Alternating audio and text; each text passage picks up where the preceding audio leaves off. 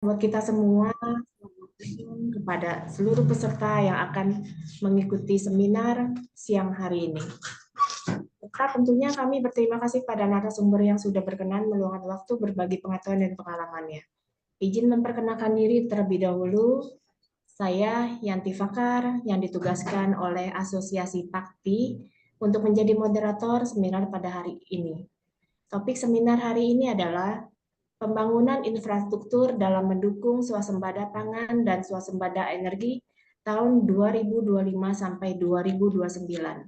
Acara ini diselenggarakan oleh Asosiasi Perusahaan Perkumpulan Pengusaha Konstruksi Terintegrasi atau PAKTI serta didukung oleh P3SM. Bapak dan Ibu, kami sampaikan pula peserta wajib mendaftar melalui website P3SM www.p3sm.or.id. Nantinya untuk materi dan e-sertifikat bisa di-download di https://p3sm.or.id.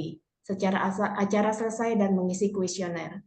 Peserta dipersilakan untuk absen pada link yang di-share melalui kolom chat. Bapak dan Ibu, mohon izin untuk memperkenalkan narasumber kita pada siang hari ini. Narasumber kita pada siang hari ini adalah Dr. Insinyur Muhammad Yusuf Heri Agung, MMMT. Beliau lahir di Surabaya pada tanggal 20 Desember 1968. Pangkat dan golongan beliau sebagai pembina utama Madya 4B. Jabatan beliau saat ini adalah Inspektur 6 Itjen Kementerian Pekerjaan Umum. Alamat beliau di Cirende, Ciputat Timur, Tangerang Selatan. Pendidikan beliau S1 Teknik Arsitektur ITS Surabaya, lulus tahun 1991. S2 Magister Manajemen Universitas Airlangga Surabaya, lulus tahun 1994. S2 beliau Magister Teknik Arsitektur ITB, lulus tahun 2009. S3 Teknik Sipil Universitas Indonesia, lulus tahun 2022. Pendidikan informal atau kursus-kursus beliau banyak sekali. Saya tidak bacakan itu karena waktunya terbatas. Riwayat jabatan beliau sebelum menjadi Inspektur 6, beliau pernah menjadi Direktur Kepatuhan Intern, Direktorat Jenderal Perumahan, Direktur Rumah Umum dan Komersil, Direktur Jenderal Penyediaan Perumahan. Itu sekedar CV beliau.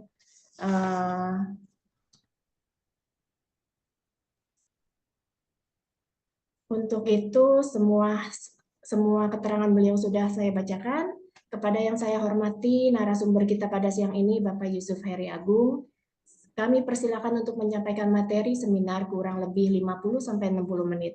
Silakan Bapak Heri Agung, bisa dimulai sekarang. Ya, baik. Terima kasih moderator Ibu Yanti Fakar yang sudah melakukan acara seminar atau webinar. Sekarang ini sudah modelingnya ya webinar ya. Ya. Dalam kesempatan yang baik ini, izinkan saya perkenalkan diri. Tadi sudah disampaikan, Yusuf Hadi Agung.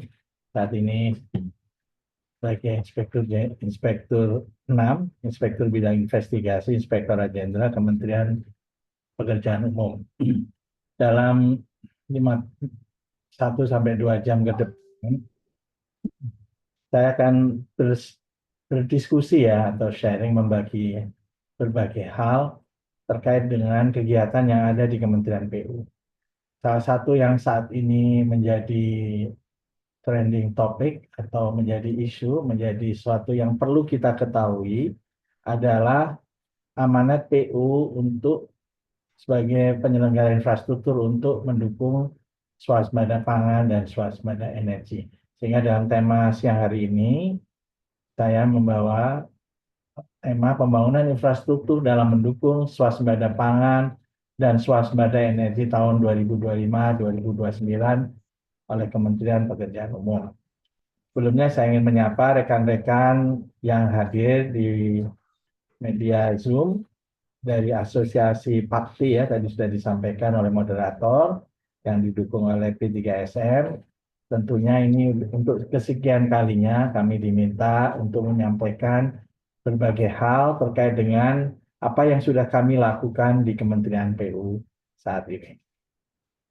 Bapak Ibu yang kami hormati, sebagaimana tadi sudah disampaikan mengenai data diri kami, ya, baik riwayat pendidikan dan jabatan. eh, Dalam kesempatan yang baik ini ada 8 hal yang ingin kami sampaikan. Pertama, terkait dengan asta cita Presiden Wakil Presiden Pak Prabowo Subianto dan Bapak Gibran Rakabuming Raka, arahan Menteri PU Pak Dudi Handoko, definisi swasembada pangan dan energi supaya kita bisa mengenali ya apa itu terkait dengan swasembada pangan dan swasembada energi. Yang keempat, peran infrastruktur untuk swasembada pangan dan swasembada energi. Berikutnya, infrastruktur pendukung ketahanan pangan. Dan berikutnya adalah infrastruktur pendukung ketahanan energi dan tantangan swasembada pangan dan energi, kesimpulan dan harapan. Tadi saya belum menyampaikan salam ya. Assalamualaikum warahmatullahi wabarakatuh. Selamat siang, salam sejahtera bagi kita semua. Bapak Ibu yang kami hormati, bagaimana kita ketahui dalam asta cita Presiden dan Wakil Presiden ada 8 ya asta cita. Dan sebagai fokus untuk di Kementerian PU adalah asta cita yang kedua dan ketiga. Namun dalam tema siang hari ini, kami ingin menyajikan supporting dari Kementerian PU dalam asta cita kedua. Di mana dalam asta cita kedua itu adalah memantapkan sistem pertahanan keamanan negara dan mendorong kemandirian bangsa melalui swasembada pangan, energi, air, ekonomi kreatif, ekonomi hijau, dan ekonomi biru. Jadi saya fokus pada swasembada pangan dan energi dalam kaitannya dengan penyelenggaraan infrastruktur. Bapak Ibu yang kami hormati, arahan Menteri PU bahwa Kementerian PU mengusung visi Renstra 2025-2029 yakni terwujudnya Indonesia maju dalam mendukung Fondasi Emas 2045 melalui penyelenggaraan infrastruktur pekerjaan umum yang andal dan berkelanjutan dengan sasaran utama PU 608. Jadi di dalam 608 ini mempunyai implikasi terkait dengan efisiensi investasi yang biasa dikenal dengan ICOR kurang dari 6 nilainya, dan itu yang menunjukkan angka 6. Yang berikutnya pengentasan kemiskinan menuju 0% yang menunjukkan angka 0, dan pendorong pertumbuhan ekonomi per tahun 8%. Jadi hal tersebut dimaknai bahwa dalam rangka menuju efisiensi investasi yang ICOR kurang dari 6, jadi kita berusaha ya paling bagus ya 3-4 ya, tapi kita akan menuju paling tidak kurang dari 6. Ada 3 hal fokus yang ingin kami tekankan. Pertama terkait dengan optimalisasi biaya. Di sini disebutkan bahwa PU itu lebih menekankan kepada efisiensi, optimalisasi biaya, optimalisasi terhadap aset, dan investasi terhadap infrastruktur. Ini menunjukkan bahwa kita di dalam rangka mendorong terkait dengan ICOR kurang dari 6, terkait dengan efisiensi investasi, kita lebih fokus pada optimalisasi biaya. Sehingga saat ini kebijakan pemerintah, Bapak Presiden, fokus pada efisiensi anggaran. PU yang biasanya memperoleh anggaran lebih dari 100 triliun, efisiensinya kurang lebih 80% saat ini, dan kita saat ini menjalankan alokasi sebesar 29,5 triliun. Ini kaitannya dengan efisiensi investasi. Dan dari sisi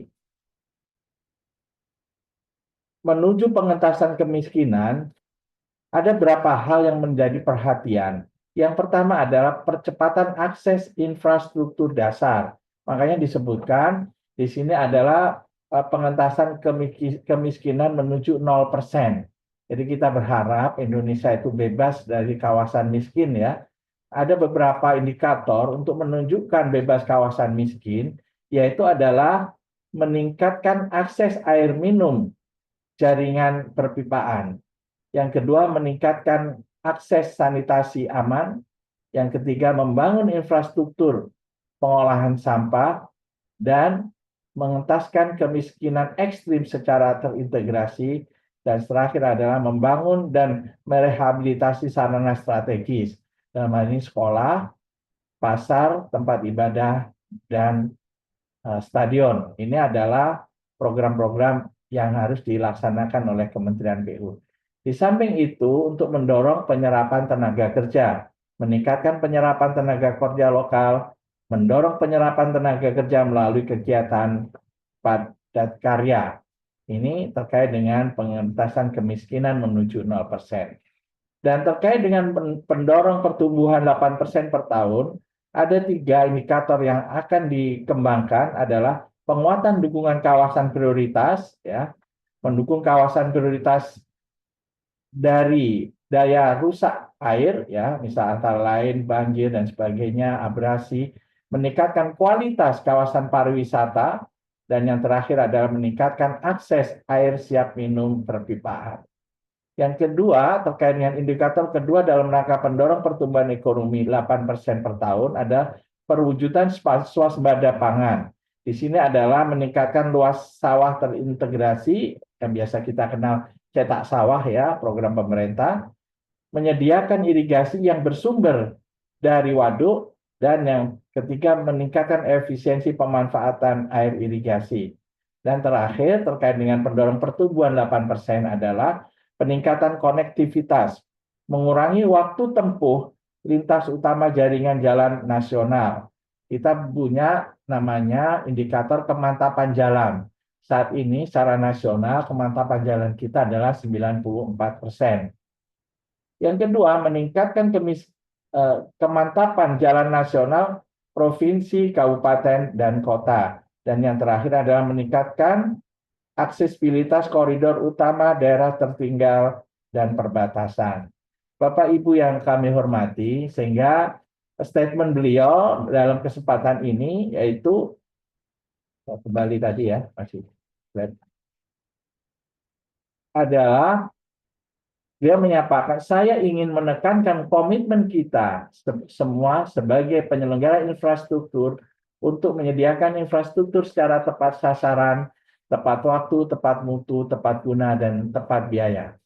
Marilah kita menjalankan amanah membangun infrastruktur dengan mengedepankan kreatif, efektif, efisien, dan bebas KKN dalam penggunaan anggaran. Bapak Ibu yang kami hormati, untuk menyamakan persepsi terhadap apa itu ketahanan pangan, apa itu ketahanan energi, ya, ada hal yang perlu kami sampaikan di sini. Ketahanan pangan itu adalah kondisi di mana suatu negara mampu memenuhi kebutuhan pangan domestiknya tanpa ketergantungan pada impor. Kalau kita pernah dengar ada impor beras dari Cina atau bahkan dari Vietnam, Thailand, kita akan mengurangi ke sana bahkan zero, ya. Dan upaya yang dilakukan tentunya melalui peningkatan produksi pertanian yang berkelanjutan dan distribusi yang efisien. Yang berikutnya, ketahanan energi.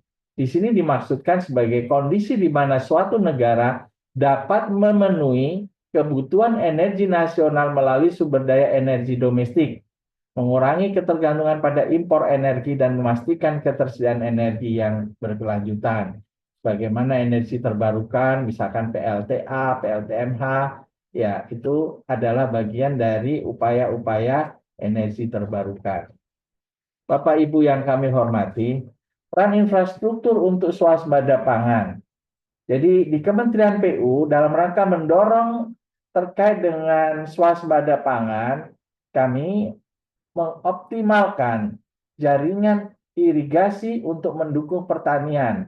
Sebagai contoh, kita melakukan rehabilitasi saluran dan bangunan irigasi sepanjang 42.536 meter ya di wilayah BWS Citarum. Jadi sebagaimana informasi, jadi irigasi adalah sumber air yang dipakai dalam rangka pengairan sawah yang memanfaatkan bendungan atau waduk yang dibuat oleh Kementerian PU dengan mengatur muka air bakunya sehingga air-air yang dikelola melalui bendungan itu dapat tersalurkan melalui irigasi-irigasi, baik irigasi primer, sekunder, dan tersier. Sehingga paling tidak sawah itu tidak hanya mutlak mengandalkan air dari hujan sebagai tanda sawah biasanya, tapi juga dengan teknologi dan sistem irigasi yang optimal melalui waduk atau bendungan yang didesain sedemikian rupa sehingga persawahan kita semakin lebih bagus. Yang kedua adalah pembangunan bendungan. Nah, fungsi utama bendungan adalah penyediaan air untuk irigasi dan pengendalian banjir. Kita juga ketahui bahwa pada saat aliran sungai meluap, ya posisi muka air tinggi, maka intake bendungan dibuka, ya intake bendungan dibuka, ya untuk sebagai pusat pengendalian banjir. Nah, nanti pada saat musim-musim kering, ya waduk-waduk yang sudah sumbernya air dari berbagai sumber, baik air hujan maupun dari sungai-sungai, luapan sungai, aliran sungai, itu bisa kita manfaatkan untuk mempertahankan irigasi. Sehingga persawahan di Indonesia dengan bendungan-bendungan yang dibangun oleh PU itu bisa terjaga perairannya.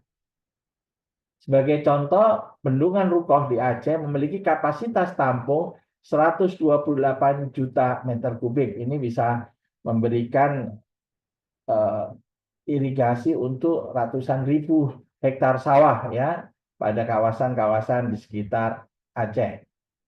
Berikutnya adalah peningkatan infrastruktur jalan dan jembatan. Jadi dalam rangka mendukung swasembada pangan tidak hanya perbaikan irigasi, tidak hanya juga pembangunan bendungan, tapi juga untuk memastikan aksesibilitas antar daerah dan produksi dapat tercapai dengan ekonomis, efisien, dan efektif. Sebagai contoh pembangunan jalan tol dan jembatan Trans Jawa, ya, jalan tol dan jembatan Trans Jawa, Sumatera, dan lainnya, sehingga akses produksi dari pertanian menuju pada titik-titik kebutuhan atau komersial atau kebutuhan masyarakat untuk konsumtif bisa lebih cepat dan lebih efisien. Bapak Ibu yang kami hormati, peran infrastruktur untuk swasembada energi. Jadi apa sih yang bisa dilakukan Kementerian PU terhadap swasembada energi? Pertama adalah pembangunan pembangkit listrik tenaga air atau PLTA. Jadi di sini bendungan-bendungan yang dibangun oleh PU jadi dapat dipakai sebagai sumber daya air untuk pembangkit listrik. Sebagai contoh, pembangunan PLTA di bendungan yang tidak hanya menyediakan air untuk irigasi, tapi juga menghasilkan energi listrik. Yang berikutnya terkait dengan pengembangan infrastruktur energi terbarukan. Jadi di sini adalah investasi dalam teknologi energi terbarukan, seperti pembangkit listrik tenaga surya dan angin. Sebagai contoh, pembangunan PLTS di area sekitar bendungan untuk memanfaatkan lahan, dan di mana lahan-lahan tersebut untuk pembangkit listrik tenaga surya bisa memanfaatkan daerah atau kawasan-kawasan yang ada. Berikutnya, peningkatan infrastruktur distribusi energi, memperluas jaringan distribusi ke daerah-daerah terpencil. Ada program pembangunan listrik di wilayah perbatasan dan terluar Indonesia untuk mendukung swasembada energi nasional. Bapak Ibu yang kami hormati, dalam rangka mendukung kegiatan-kegiatan swadaya pangan maupun swasembada energi, di Kementerian PUP memiliki alokasi anggaran yang tadi kami sampaikan, next ya, itu pada awalnya sebelum ada efisiensi, anggaran PU sebesar 110,95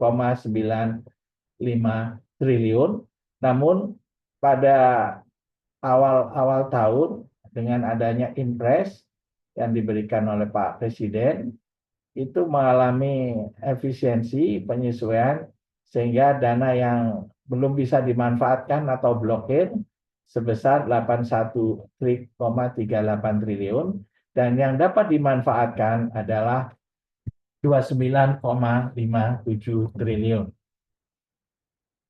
Jadi ada beberapa alokasi khususnya yang fisik ya, ada di Direktorat Jenderal Sumber Daya Air ya ada 10,7 triliun, Ditjen Bina Marga 12,4 triliun, Ditjen Cipta Karya 3,7 triliun, dan ada satu Ditjen baru di PU namanya Ditjen Prasarana Strategis yang tadi kami sampaikan, salah satu Direktorat Jenderal yang melakukan pembangunan dan rehabilitasi sekolah, madrasah, stadion, ya, tempat ibadah, itu adalah Ditjen Prasarana Strategis.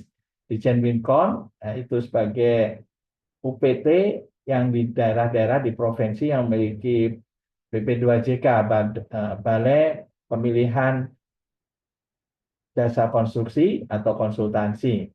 Ada Ditjen Pembiayaan Infrastruktur, PU, ada pengembangan infrastruktur wilayah dan BPSDM, selain Setjen maupun Itjen.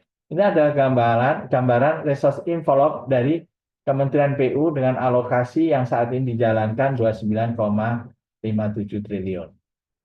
Bapak Ibu yang kami hormati, terhadap 29,57 triliun, khusus untuk Direktorat Jenderal yang melaksanakan fisik, ada beberapa target yang perlu dilaksanakan. Misalkan ada satu unit pembangunan bendungan Jenelata, ya, terus ada 450 hektar pembangunan daerah irigasi, ya tadi yang saya sampaikan, dalam rangka untuk cetak sawah ya, untuk membangun daerah irigasi baru. Yang berikutnya 16.000 hektar rehabilitasi jaringan irigasi, 11 km pengendali banjir, ya, 5,5 km pengaman pantai, 0,25 meter per detik penyediaan air baku, ini yang kita upayakan, dan ada beberapa kegiatan-kegiatan rutin yang mesti harus dilakukan, sebagai contoh OP, operasi dan pemeliharaan di sungai, di pantai, ya, danau, bendungan, terhadap infrastruktur SDA, namun ini juga alokasinya sekarang sangat terbatas. Tanggap darurat bencana dan pengadaan banjir, pengendalian lumpur Sidoarjo, dan BOP pengadaan tanah untuk kebutuhan tol.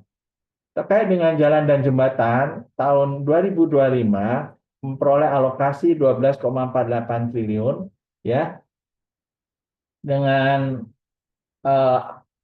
output 63 km pembangunan jalan baru, 342 km peningkatan kapasitas dan preservasi peningkatan jalan, 1096 meter pembangunan dan duplikasi jembatan. Tidak ada jembatan gantung ya saat ini. Biasanya ini ada banyak aspirasi dari Komisi 5 jembatan gantung. Untuk saat ini dengan alokasi yang sangat terbatas, kita tidak bisa lakukan. 242 meter pembangunan flyover underpass, 13 km pembangunan jalan tol, dan untuk preservasi rutin jalan sementara ini belum memperoleh alokasi yang memadai. Bapak Ibu yang kami hormati, terkait dengan Cipta Karya. Di Cipta Karya ini ada alokasi 3,78 triliun untuk kebutuhan penyediaan spam ya, biasanya spam regional untuk kapasitas 750 liter per detik. Ada 1.702 sambungan rumah untuk perluasan spam, dan ini PAMSIMA sementara belum ada program-program padat karya. Ada 2.000 KK untuk pengelolaan air limbah, 1.700 KK untuk pengelolaan persampahan, 11,5 hektar pembangunan kawasan, dan yang lain masih belum, hanya 2 bangunan gedung yang sekarang dibangun. Saat ini untuk IKN pun sementara PU saat ini tidak memiliki alokasi anggaran untuk pembangunan. Namun untuk review desain, untuk bangunan yudikatif ya dan legislatif ya, sedangkan pembangunannya dilakukan oleh UIKM. Untuk prasarana strategis yang kami tadi sampaikan, ada 1,16 triliun untuk 8 unit madrasah, 11 unit rehab dan renovasi perguruan tinggi, 4 unit rehab renovasi pasar, 2 unit prasarana olahraga, 4 unit prasarana lainnya. Misalkan sekolah, pasar, puskesmas yang ada di IKN. Jadi alokasi ini sebagian dari total 29,57 triliun. Bapak Ibu yang kami hormati, sebagaimana infrastruktur ketahanan pangan, kita ada kegiatan pembangunan dan rehabilitasi irigasi. Beberapa kegiatan yang sudah kami lakukan ya di beberapa lokasi di Bendungan Jeragung di Jawa Tengah, Bendungan Blibli, Bendungan Biswa di Sulawesi Selatan. Ini sebagai contoh bahwa bendungan-bendungan ini ya sebagai tampungan air ya untuk menyalurkan kepada saluran-saluran irigasi baik itu primer, sekunder, dan tersier. Berikutnya dalam rangka ekstensifikasi dan intensifikasi pertanian, kita juga ikut mendorong agar saluran-saluran irigasi yang terbangun itu adalah menyesuaikan program yang dilakukan oleh Kementerian Pertanian. Jadi kita melakukan satu sinergi ya dan terintegrasi pembangunan irigasi yang dibangun itu menyesuaikan dengan pembangunan cetak sawah yang ada melalui program Kementerian Pertanian. Sebagai contoh, pada saat PU melakukan acara rakor di Makassar membahas terkait dengan integrasi atau sinkronisasi program PU dengan cetak sawah atau ekstensifikasi dan intensifikasi pertanian.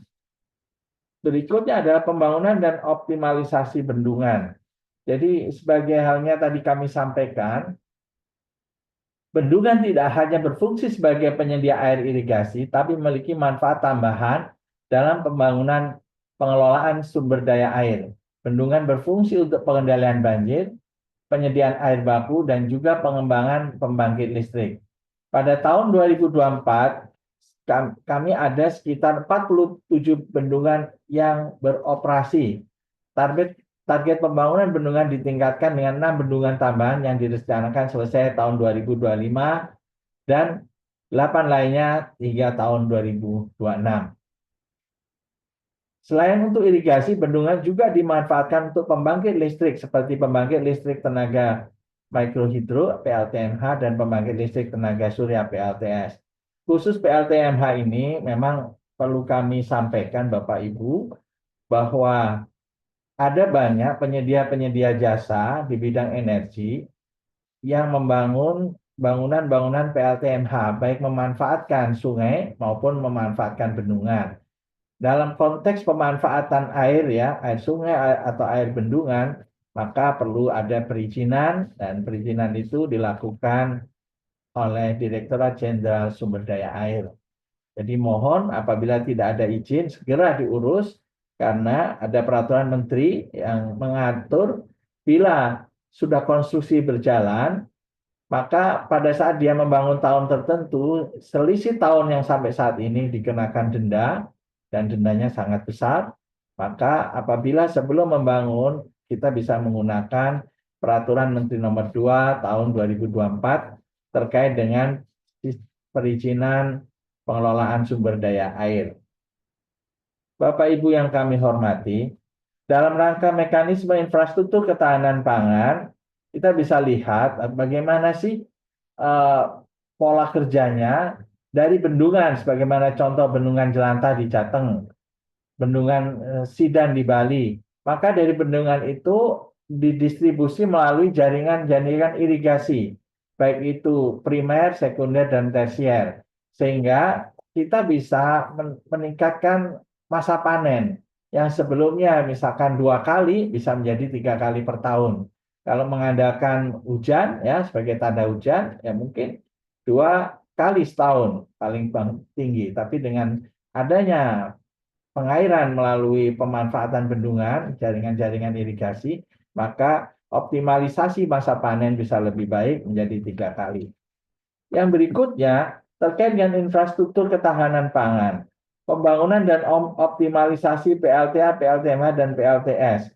Kita bisa lihat beberapa lokasi-lokasi pembangkit listrik tenaga air, ya, PLTMH maupun PLTS menjadi salah satu prioritas utama, tidak hanya mendukung kebutuhan energi, tapi juga mengurangi ketergantungan pada energi fosil yang semakin terbatas.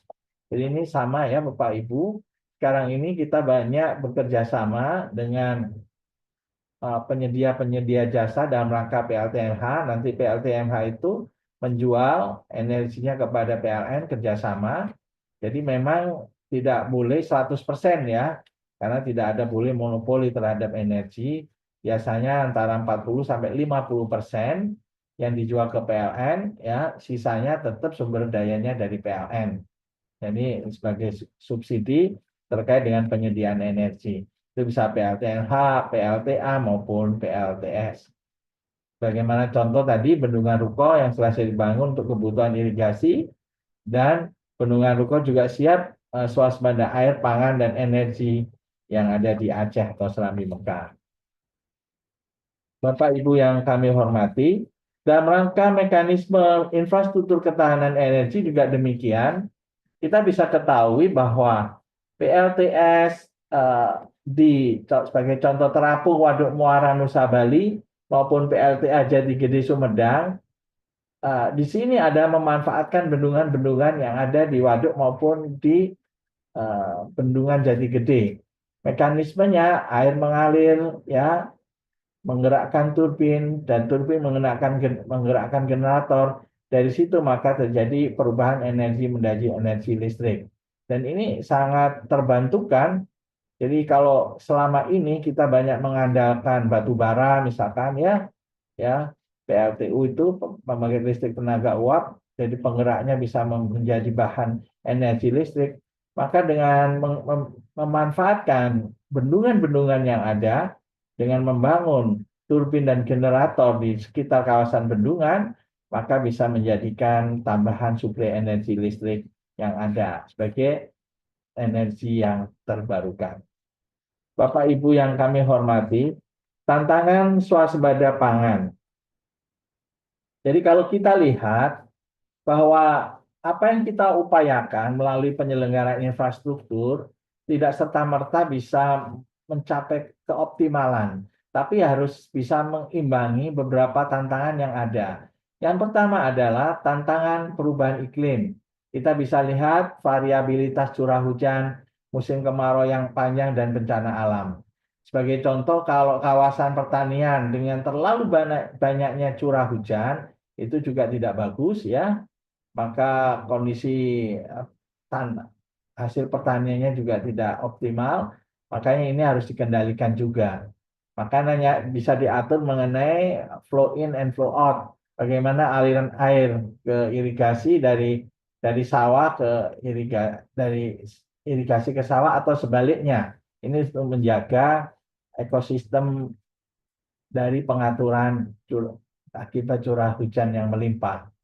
Demikian juga kemarau yang panjang, maka harus ada aliran dari bendungan waduk melalui irigasi-irigasi kepada persawahan-persawahan yang ada, sehingga bisa dijaga kondisi daya subur pertaniannya. Dan yang juga dikhawatirkan adalah bencana alam ya, yang mengganggu ya, yang tadi juga dapat mengganggu pola tanam dan hasil pertanian. Yang kedua adalah keterbatasan lahan dan sumber daya. Penggunaan lahan yang tidak efisien atau konversi lahan pertanian, misalkan untuk kebutuhan perumahan atau industri. Nah, sekarang ini yang lagi tren adalah tata ruang ya. Jadi tata ruang yang dibangun RDTR, RT/RW oleh Kementerian ATR BPN itu harus benar mempertimbangkan ketersediaan lahan. Apabila lahan-lahan produktif pertanian itu diharapkan tidak bisa perubahan fungsinya menuju perumahan atau industri, itu yang perlu dijaga.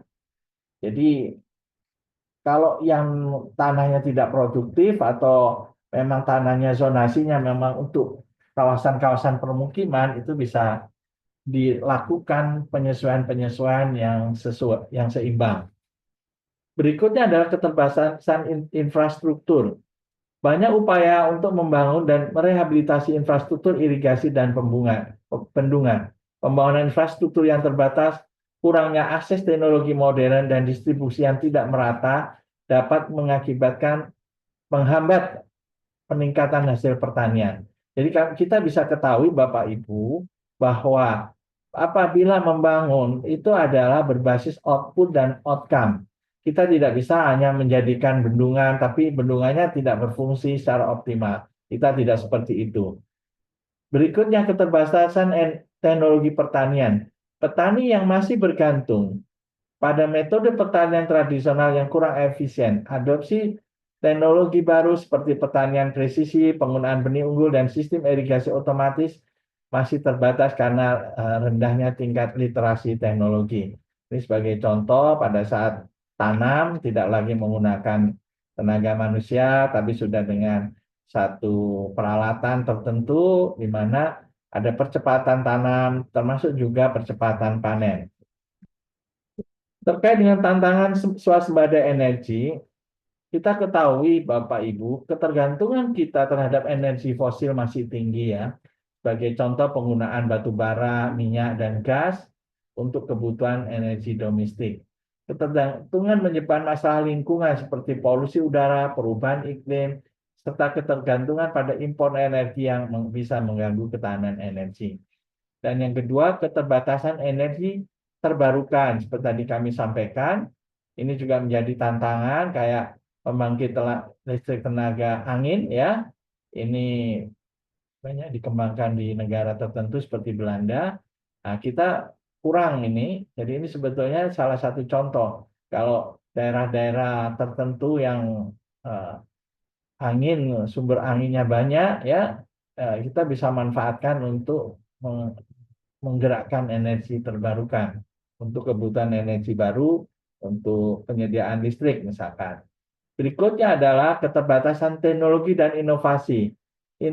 Integrasi antara sistem energi terbarukan dengan jaringan listrik yang masih memerlukan teknologi infrastruktur yang lebih maju. Bapak Ibu yang kami hormati, sebagai akhir dari paparan pada siang hari ini, kami ingin menyampaikan semacam keyword yang disampaikan Menteri Pekerjaan Umum, Bapak Dodi Hanggodo, bahwa Kementerian PU di bawah kepemimpinan Menteri Bapak Dodi Hanggodo berkomitmen untuk mendukung ketahanan pangan dan energi di Indonesia melalui pembangunan infrastruktur yang berkelanjutan. Yang kedua, pembangunan bendungan, sistem irigasi, dan pembangkit energi terbarukan diharapkan dapat membantu mewujudkan swasembada pangan dan energi. Selain itu, melalui berbagai inisiatif infrastruktur yang komprehensif, pertumbuhan ekonomi Indonesia diharapkan dapat tumbuh hingga 8% per tahun, yang pada gilirannya dapat menciptakan lapangan kerja dan meningkatkan kesejahteraan masyarakat. Ada banyak pertanyaan-pertanyaan kepada beliau pada saat press conference, pada saat di Komisi 5 DPR, apakah infrastruktur itu berhenti? Beliau jawab tidak. Prioritasnya saja yang diubah. Saat ini prioritasnya untuk pemerintahan Pak Prabowo adalah Pak Prabowo, Pak Gibran, terkait dengan mendukung ketahanan pangan dan energi. Kalau dulu kita ketahui banyak pembangunan jalan tol, ribuan kilo jalan tol dibangun, saat ini tidak. Ya, tadi kami sampaikan cuma berapa ratus meter saja atau ratus kilo saja yang dibangun ya, terkait dengan infrastruktur tertentu. Terus banyak juga dibangun bangunan-bangunan, sekarang fokusnya tidak ke sana, kita lebih banyak fokus kepada ketahanan pangan ya, investasi terhadap pertanian ya, investasi untuk swasembada energi, itu yang banyak dilakukan fokusnya di pemerintahan sekarang. Jadi tidak betul infrastruktur berhenti, tapi fokusnya yang berubah. Bahkan kemarin banyak bertanya, gimana jalan tol, gimana jalan-jalan nasional. Kita sedang mengupayakan. Gimana bendungan yang seharusnya kita bisa bangun lebih banyak, ya, karena keterbatasan anggaran. Ada tawaran, ya, kita dapat tawaran loan dari Jepang, JICA sebesar 20 triliun untuk menambah resources, tapi bukan untuk fokus ke jalan atau bangunan, ya, tetapi fokusnya kepada swasembada pangan dan energi. Saya kira demikian Bapak Ibu, beberapa hal kami ingin berbagi hal tentang fokus kegiatan kami di Kementerian PU yang sesuai tadi dengan PU 608, supaya Bapak bisa memahami bahwa kami sedang menuju ke sana untuk 5 tahun ke depan, dan harapannya tentunya Indonesia kuat, ya, di sisi swasembada pangan, sangat tidak tergantung dengan luar negeri atau impor, juga bisa mendorong pertumbuhan energi terbarukan yang lebih masif di berbagai tempat dengan memanfaatkan infrastruktur-infrastruktur yang dibangun oleh Kementerian PU. Saya kira demikian Bapak Ibu, terima kasih atas perhatian dan mohon maaf apabila ada hal yang kurang berkenan. Untuk berikutnya kami kembalikan kepada moderator. Terima kasih. Assalamualaikum warahmatullahi wabarakatuh. Iya, Bapak narasumber kita, Bapak Yusuf Heriagung, terima kasih atas penjelasannya yang begitu luar biasa. Silakan Bapak Ibu yang ingin bertanya langsung kepada Bapak Yusuf Heriagung bisa melalui fitur Raise Hand. Sudah ada nih yang Raise Hand.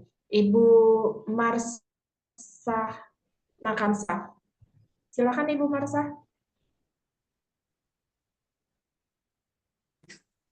Baik, terima kasih. Assalamualaikum warahmatullahi wabarakatuh.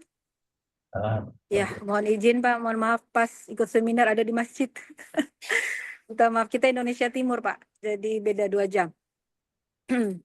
Ya, izin Bapak, terima kasih atas penjelasannya. Bapak tahu bahwa kami di Papua, Merauke adalah salah satu tujuan PSN Pak, yaitu pangan dan energi. Keterkaitan pangan adalah percetakan sawah yang tentunya saat ini masih banyak pertentangan dan lainnya, tetapi pada dasarnya kita ingin maju ya Pak. Cuma di kawasan hutan yang sedang dilakukan prosesnya. Yang kedua ini saya mau tekankan pada pengembangan energi. Nah, pengembangan energi ini seperti perencanaan pembangunan PSN Tebu swasembada gula di Kabupaten Merauke, Papua.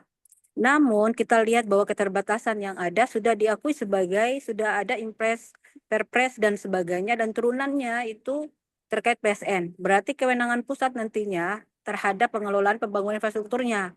Namun pada dasarnya kita lihat bahwa refocusing saat ini apa yang kita harapkan untuk PSN memulai seperti itu. Jalan yang di dalam kawasan PSN itu adalah jalan provinsi dan jalan kabupaten. Nah, sementara refocusing besar-besaran. Sehingga apa yang terjadi nantinya ketika tidak ada peranan pusat di dalamnya. Seperti itu. Kita berharap jalan yang merupakan kewenangan pemerintah, dalam hal ini jalan umum, itu perlu dilakukan Pak. Nah, kalau alasan-alasannya nanti keterbatasan anggaran, sedangkan penentuannya sudah lakukan PSN.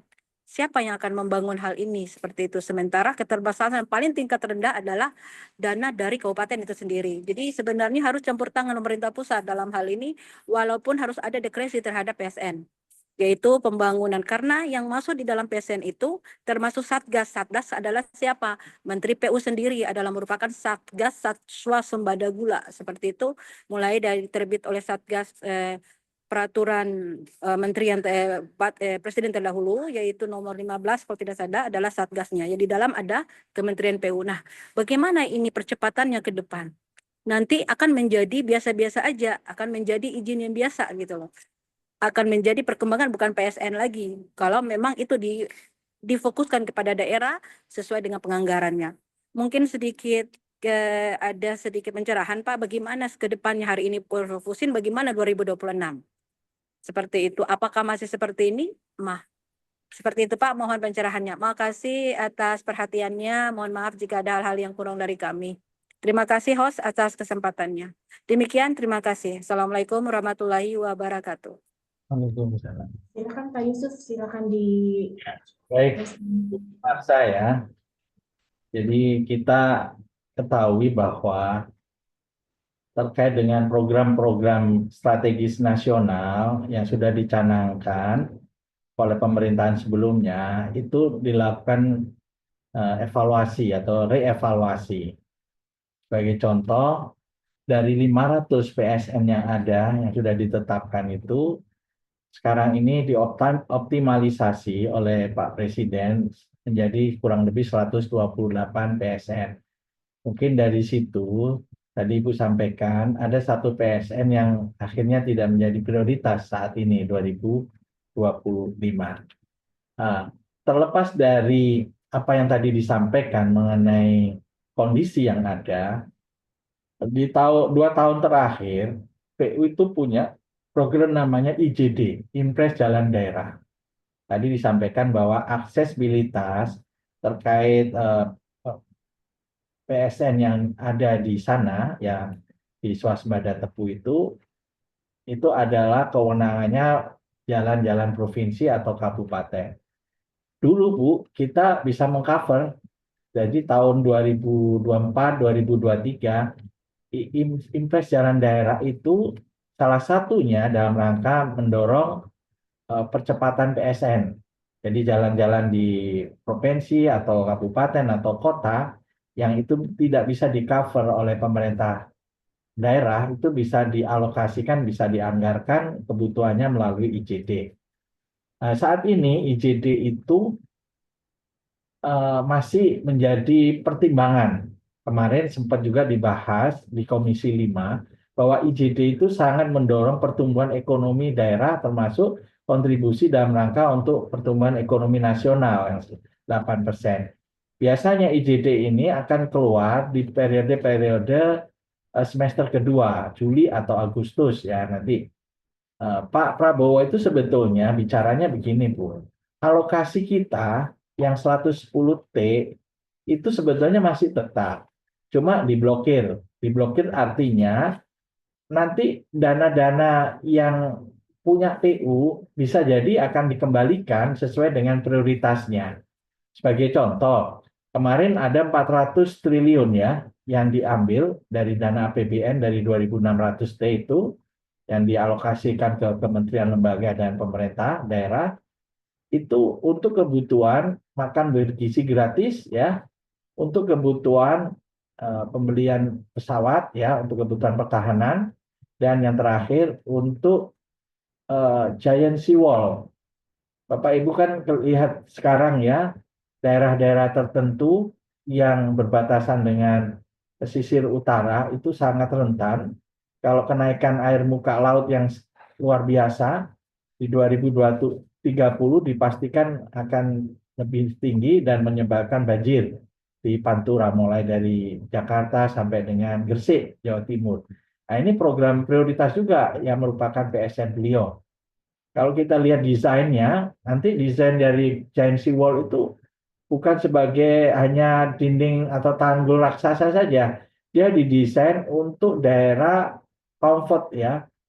Saya sudah diskusi sama teman-teman yang menyusun desainnya, itu lebar fondasinya saja 45 meter, lebar jalan di atasnya 25 meter, itu untuk tol dan kawasan-kawasan perkembangan office maupun perkembangan kebutuhan-kebutuhan publik. Itu menyatu dengan giant wall, giant sea wall. Itu sebagai contoh. Kembali kepada Ibu, saya sarankan untuk PSN itu nanti kita perlu cek Bu, apakah PSN-nya Ibu itu termasuk yang dievaluasi enggak? Apakah termasuk dari 1 dari 500 yang dievaluasi? Kalau itu termasuk, maka mungkin untuk saat ini kita bisa belum masuk terlalu banyak kepada pengembangan energi yang ada di kawasan Ibu. Tapi belum menutup kemungkinan kita bisa mengandalkan untuk pembangunan aksesibilitasnya melalui IJD, Bu. Jadi IJD ini belum ditutup. Nanti kita tetap usulkan nanti bagian yang akan dilakukan untuk pengembangan kawasan daerah PSN sebagaimana Ibu sampaikan. Jadi ada 2 langkah. Yang pertama kita harus pastikan 1 dari 500 itu apakah yang dilakukan evaluasi terkait dengan PSN? Yang kedua, kita akan mendorong apabila hal itu menjadi yang urgent, yang kawasannya, untuk bisa memasukkan sebagai usulan IJD di tahun 2025 dan 2026 ke depan. Saya kira demikian Bu Marsha ya, beberapa hal yang perlu menjadi perhatian. Terima kasih. Baik Bapak, terima kasih karena IGD itu kita berharap sangat-sangat membantu ya Bapak, Ibu kami, karena saya ingat saya sekretaris PU waktu itu Pak, 2003 Bapak, saya sekretaris, sekarang udah pindah ke PTSP Pak, perizinan, jadi sangat tahu betul dan saya terlibat betul dengan IGD ini dan luar biasa Pak, sangat membantu. Jadi ada perbedaan jalan yang mulus, itulah jalan dari Inpres itu Pak. Jadi kami bermohon agar di kawasan yang benar-benar yang sudah merupakan Perpres dan itu pun belum dicabut, IGD bisa jadi di semester 2 Pak. Terima kasih atas jawabannya Pak. Ya, siap Bu Marsha. Terima kasih Pak Yusuf untuk penjabarannya.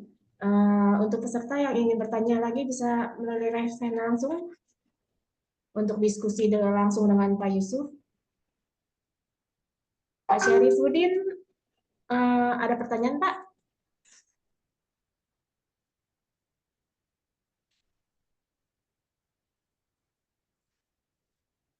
Belum ada yang bertanya?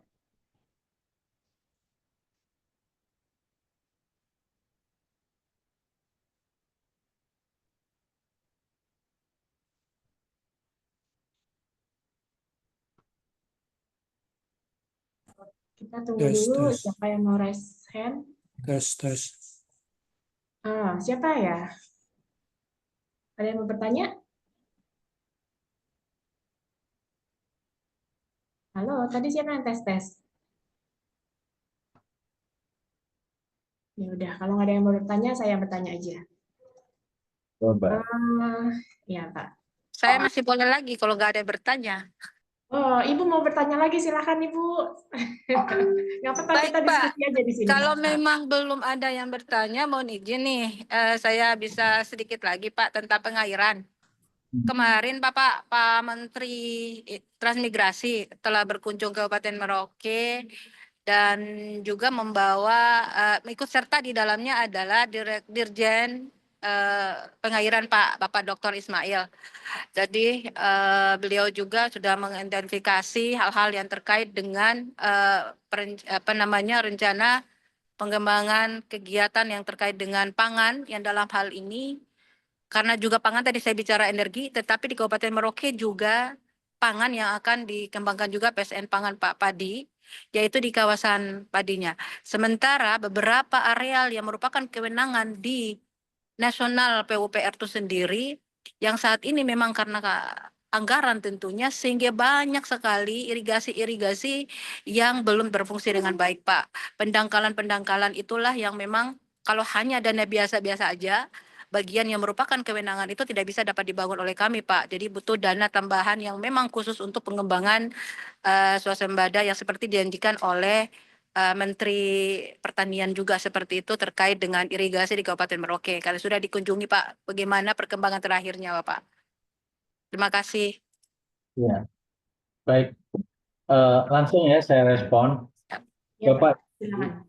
tingkat nasional telah dibahas beberapa hal terkait dengan kebijakan prioritas. Untuk pengembangan kawasan pertanian atau cetak sawah, itu prioritas pertama adalah kawasan timur, khususnya Papua, Merauke. Jadi Ibu perlu berbesar hati ya, karena kita fokus utamanya di sana. Oh, baik Pak. Jawa sudah banyak di kontribusinya, Sumatera juga seperti itu, Kalimantan tidak memungkinkan untuk pengembangan pertanian, Sulawesi sebagian sudah didukung. Sekarang itu prioritasnya itu di timur, di Jayapura, Papua, dan Merauke. Jadi saya kira Bu, kalau sudah didatangkan, Pak Ismail itu teman saya juga, Dr. Ismail itu Direktur IRWA, Irigasi dan Rawa di SDA. Kebetulan hadir ya sebagai wakil dari PU. Nanti saya juga komunikasikan kembali Bu. Jadi tindak lanjut terkait dengan kebutuhan dan pengembangan kawasan yang sudah dilakukan site visit atau kunjungan atau peninjauan terkait dengan wilayah yang tadi disampaikan Ibu ya di Kabupaten Merauke. Karena memang kita fokusnya ke sana, Bu. Saya kira ini prioritas, Bu. Ibu tunggu saja. Insya Baik, terima kasih Pak. Sekian. lanjuti. Terima kasih. Terima kasih juga Ibu sudah bertanya, Bapak juga sudah menjawab. Terima kasih Pak Yusuf. Ini ada pertanyaan, ada yang resen, Bapak Hendra Wijaya, silakan. Silakan bertanya. Oke, terima kasih Mbak Yanti. Iya, Pak. Langsung ke Silakan, Pak. Pak narasumber. Iya, langsung. Ini kaitannya dengan ketahanan pangan, Pak ya. Kami sama dengan kawan-kawan akan membuka lahan persawahan di daerah Subang. Pak, pada waktu itu ditanyakan di sana, apakah Bapak sudah punya PKKPL, maksudnya persetujuan kesesuaian kegiatan permintaan manfaat ruang. Itu saya tanya kemana perlu minta izinnya ke PUPR menurutnya Pak. Dan pada waktu itu dijelaskan juga bahwa kita harus minta itu aturannya sesuai dengan peraturan yang ada di Perda, barangkali itu Perda atau yang lainnya. Apakah perlu kita minta izin dengan PUPR Pak? Terima kasih Pak. Bapak, jadi perlu kita bagi domain ya, domain kewenangan ya Pak. Kalau dengan PU, kita tidak masuk pada kegiatan-kegiatan yang PKKPL. Jadi perizinan-perizinan yang ada di PU itu kami sampaikan, Mbak. Ada perizinan namanya SIPA. SIPA itu surat izin pemanfaatan sumber daya, pengelolaan sumber daya air. Yang kedua ada RUMIJA, ruang milik jalan. Nah, itu yang oleh Ditjen Bina Marga. Yang ketiga mengenai lembaga sertifikasi profesi LSP yang disahkan ya oleh PU melalui LPJK. Jadi LPJK itu lembaga independen yang pembinaannya oleh PU. Perizinan terkait dengan SPU ya, sertifikat badan usaha. Kita tidak memiliki yang ada aturan yang berkaitan PKKPL yang Bapak sampaikan. Saya kira ini domainnya Kementerian Pertanian ya Pak, atau bahkan bisa juga melalui dinas-dinas pertanian setempat ya, yang mengatur tentang sawah ya, persawahan Pak. Jadi ini mohon menjadi perhatian. Jadi kita tidak ada Pak di PU terkait perizinan yang dimaksud. Terima kasih. Izin boleh tambahan terkait perizinan, saya Kadis PTSP Pak. Kalau terkait pertanian, kalau izin saya menambahkan ya, terkait pertanian itu di dalam perizinan itu dalam OSS-nya itu masih kategori KBLI adalah terbit otomatis Pak. Mau 1 hektar, mau sekian hektar terbit otomatis. Jadi KKPR pun, KKPR yang terbitnya adalah KKPR terbit otomatis Pak. Inilah yang ada sekarang sehingga menjadi dilema. Jadi itu juga yang paling kita sekarang kaji supaya hal ini kalau sudah menyangkut lahan yang luas masa harus terbit otomatis seperti itu. Jadi KBLI-nya pertanian itu sawah tetap adalah keluarnya terbit otomatis. Demikian Pak, sehingga dia tidak akan sampai ke PU. Langsung ke OSS dan akan terbit otomatis. Seperti itu, dan KKPR pun KKPR terbit otomatis. Demikian Ibu informasi dari saya. Oke, terima kasih tertentu Mbak Marsha ya. Saya seperti itu sebenarnya awalnya untuk membuat suatu lahan persawahan kaitannya ke pertanian. Tapi kita sudah mengajukan ke pemerintah daerah, dianjurkan seperti yang tadi saya katakan kaitannya ke PU. Sedangkan saya kan di sini juga kaitannya sebagai pekerja di PUPR juga saya agak sedikit ada kesalahan atau kelainan kok kaitannya ke PUPR. Makanya karena itu saya tanyakan langsung ke sini pada saat ada acara seminar ini ke Pak narasumber. Kalau dikaitkan ke PUPR kaitannya mengenai pekerjaannya mungkin ya. Umpama tanah itu sifatnya tadinya bentuknya bukan sawah tapi gunung. Saya mengutarakan begitu. Setelah gunung itu akan diratakan. Mungkin itu kaitannya ke PUPR begitu. Mungkin begitu ya Pak narasumber atau Bu Marsha. Baik Pak, kalau zonasi Pak ya, peruntukan atau land use ya, tata ruang penggunaan, itu ranahnya tidak di PUPR Pak, tapi di Kementerian ATR ya, BPN. Jadi ATR itu kan berkaitan tata ruang. Jadi Bapak perlu kalau ada perubahan-perubahan peruntukan itu bisa komunikasi koordinasi dengan dinas ATR setempat, Pak. Jadi atau kalau kita kan Kementerian ATR BPN itu yang ke daerah-daerah itu hanya BPN-nya aja ya, Pak. Tapi kalau ATR-nya tata ruang itu sudah dilakukan eh, desentralisasi kepada pemerintah daerah, baik itu provinsi maupun kabupaten kota. Jadi Bapak bisa koordinasi ke sana, meminta advice ya kepada dinas tata ruang setempat terkait perubahan peruntukan.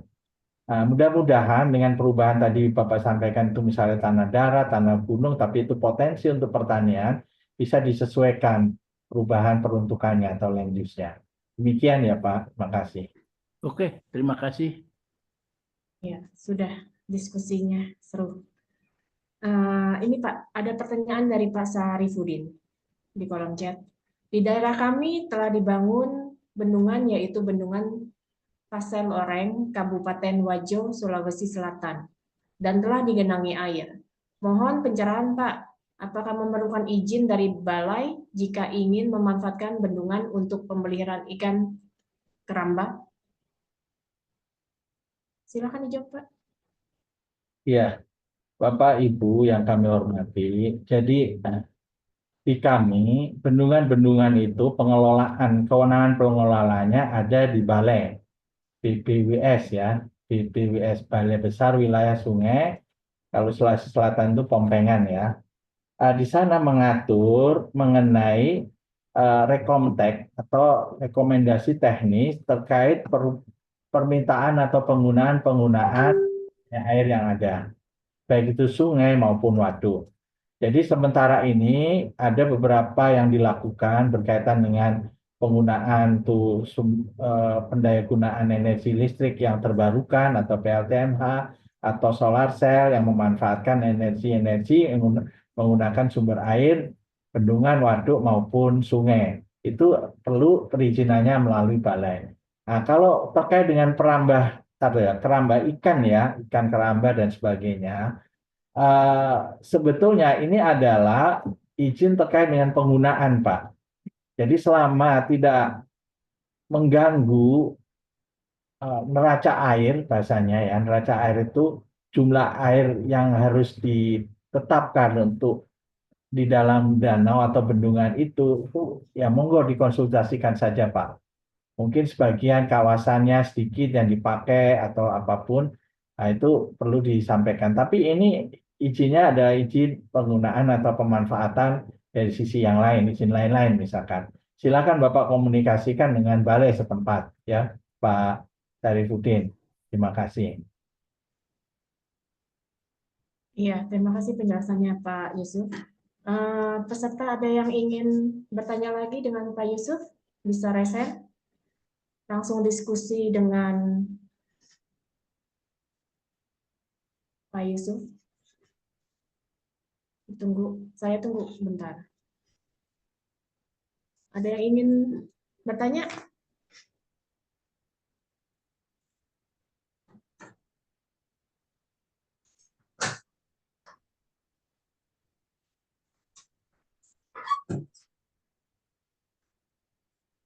Ibu Erni mungkin ingin bertanya? Silakan Bu, kalau mau bertanya Bu.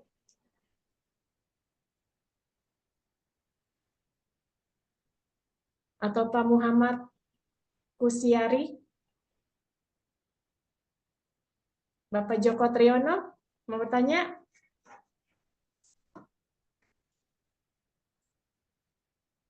Mungkin Pak Haryadi. Silakan yang mau diskusi.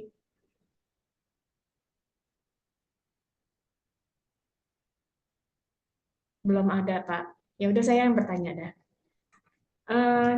Untuk membangun infrastruktur yang mendukung swasembada pangan dan energi, kan butuh anggaran, Pak. Kalau saat ini diadakan efisiensi anggaran itu, jadi gimana jalan keluarnya? Ya, baik Pembangunan itu. Bu Yanti. Jadi kemarin saya baru saja diskusi ya dengan Sekjen Sumber Daya Air. Pak Ses. Beliau sampaikan, sebetulnya anggaran PU itu posisinya masih tertulis 110 T. Dengan alokasi untuk SDA itu 38 T. Kondisi 38 T itu sesuai dengan master plan kita atau renstra kita, bahwa ada kebutuhan untuk membangun bendungan, membangun irigasi, peningkatan atau perbaikan atau revitalisasi irigasi dengan standar yang kita sudah sampaikan. Nah, pada saat terjadi efisiensi dengan dana yang diblokir tadi saya sampaikan, tadi kan ada 10, sekian T ya, 10,7 T dari 38, ada sekitar 20 lebih ya, 27 sampai 28 T yang belum bisa dipakai. Kemarin baru saja Bu Dirjen telah memperoleh satu letter of commitment LOC dengan JICA Jepang sebesar 20 triliun untuk pembiayaan bendungan yang tadi alokasinya tidak bisa diambil secara langsung. Jadi artinya diblokir itu sesuai, bukan berarti diblokir itu hilang, bukan. Tapi pada saat ada kebutuhan yang urgent di lapangan, kebutuhan yang mendesak untuk sumber daya air bisa diajukan ke Presiden melalui Menteri untuk kebutuhan yang urgent atau prioritas. Dan nanti Pak Menteri bisa mempertimbangkan untuk menggunakan sebagian atau berapapun nilainya untuk yang urgent. Tetapi sebagai antisipasi, apabila untuk program-program dengan percepatan tertentu, PSN yang sudah ditetapkan, maka kita sudah mendapatkan tawaran loan dengan JICA ya tentunya ya sebesar 20 T untuk kebutuhan dukungan ketahanan pangan. Demikian Bu Yanti. Terima kasih. Ya, makasih Pak penjelasannya. Peserta ada yang ingin bertanya, bisa raise hand Pak Taslim. Biasa Pak Taslim suka bertanya. Kok hari ini diam? Pak Taslim? Pak Junaidi? Pak Junaidi ada pertanyaan? Terima kasih. Oke. Saya mau bertanya Pak Yusuf, izin, ini kan efisiensi anggaran. Nah, sekarang bendungan itu kan udah banyak dibangun di Sumatera, Jawa, Kalimantan. Kenapa sekarang ini nggak dimanfaatkannya itu dimaksimalkan untuk meningkatkan produktivitas daripada masyarakat persawahan atau perkebunan. Jangan membangun bendungan yang baru lagi kan gitu. Agar maksimal penghasilannya. Sementara kita ini udah dibangun kemarin waktu Pak Prabowo Menhan itu membangun daerah Kalimantan itu 1 juta hektar persawahan, nggak salah apa perkebunan itu.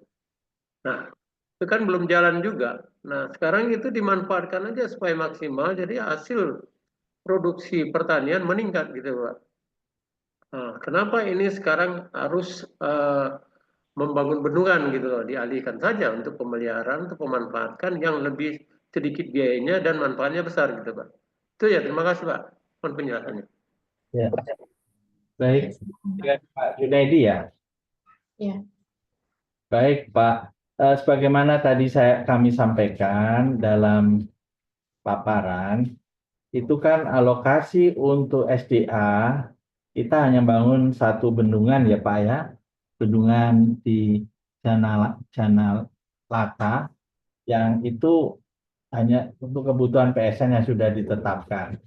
Selebihnya kita ingin mengoptimalkan Pak.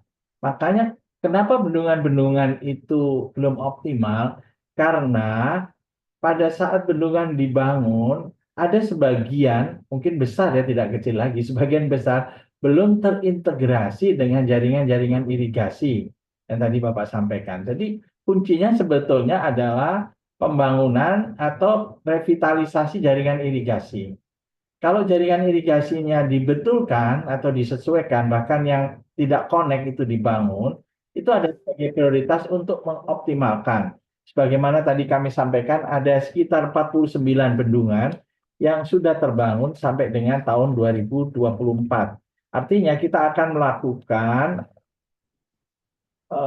tracing atau penelusuran fungsi-fungsi bendungan tersebut sebagaimana harapan dari Pak Juna ini. Ini program kami Pak yang sekarang.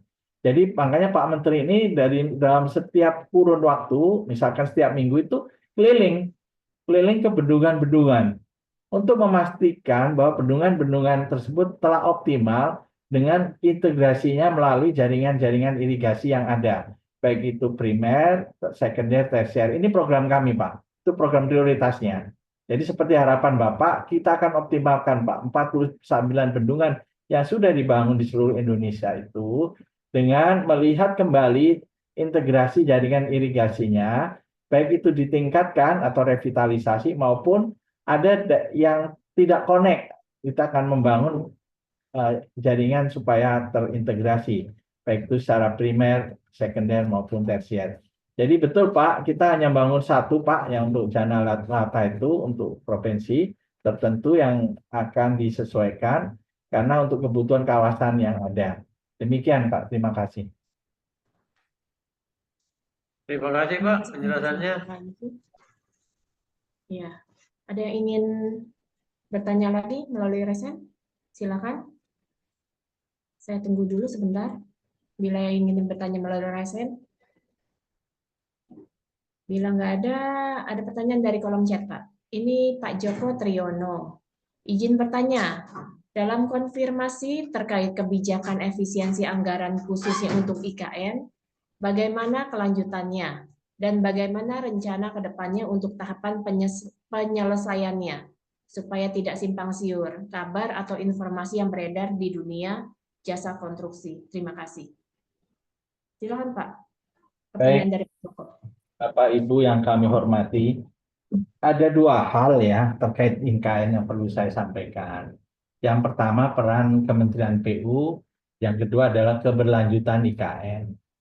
Peran Kementerian PU saat ini adalah mulai tahap 1, PU itu sudah berkontribusi tahun 2022 sampai 2024. Ada bangunan-bangunan yang sudah diselesaikan, misalnya Istana Presiden, Istana Negara, ya, gedung-gedung kantor Kemenko, terus gedung OIKN, termasuk gedung-gedung ASN yang ada 47 tower. Jadi itu kita selesaikan sampai dengan 2024. Terakhir Maret ini sudah semua selesai.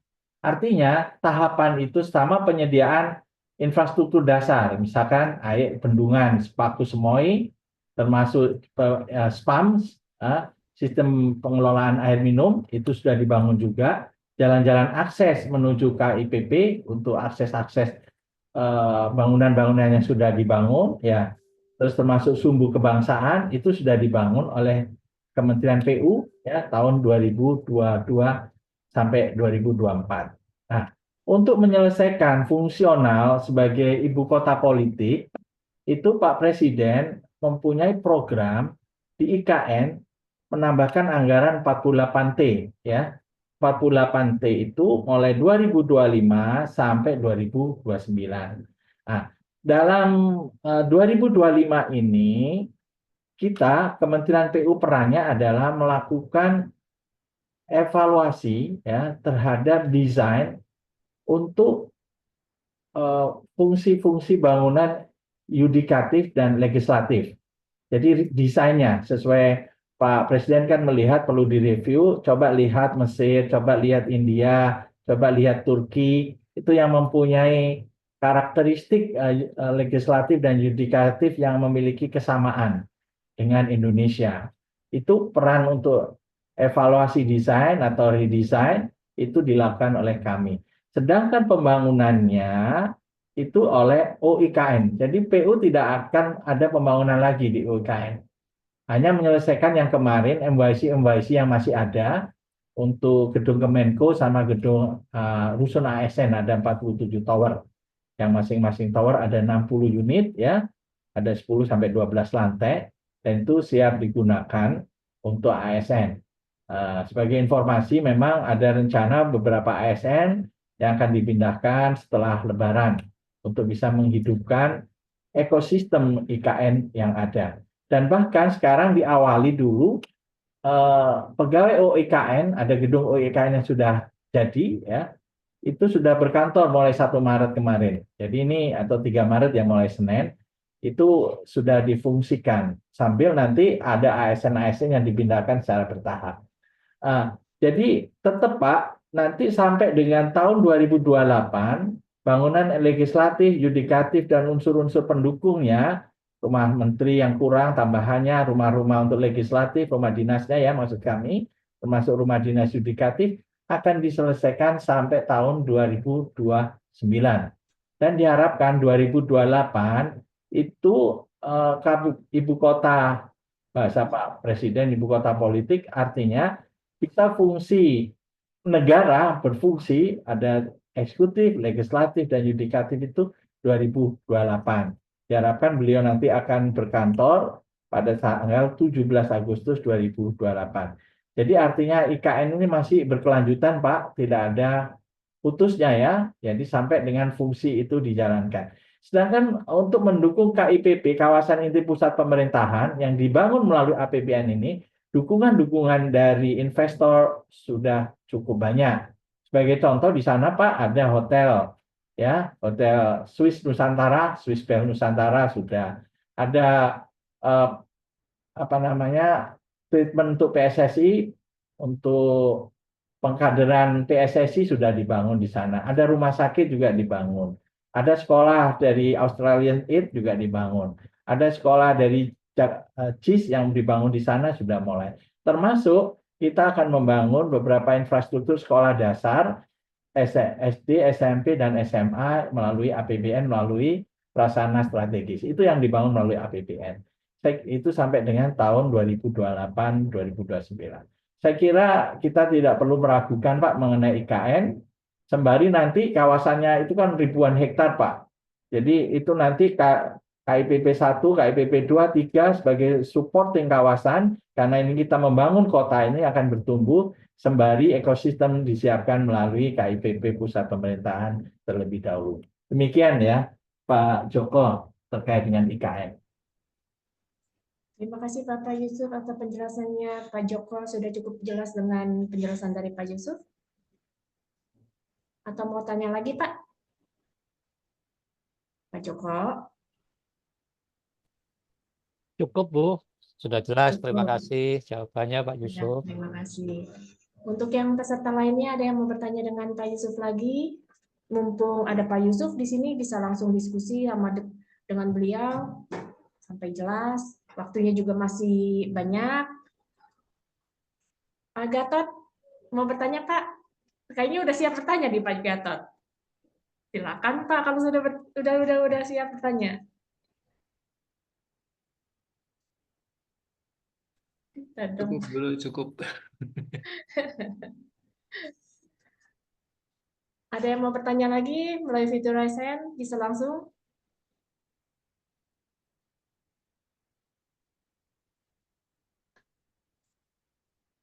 Belum ada.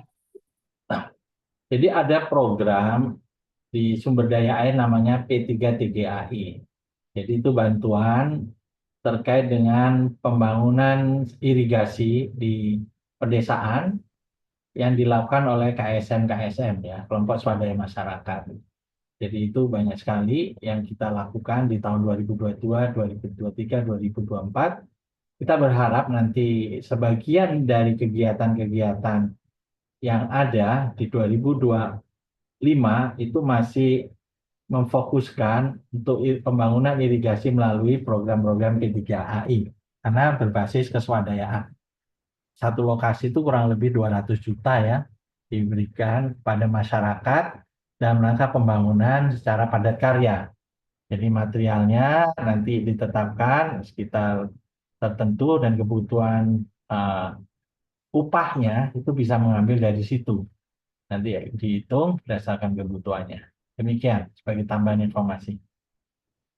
Ya, makasih Pak untuk informasinya. Ada yang bertanya dari Pak Tommy Kurniawan, izin bertanya Pak. Kira-kira proses penerbitan PP irigasi apakah masih tertunda?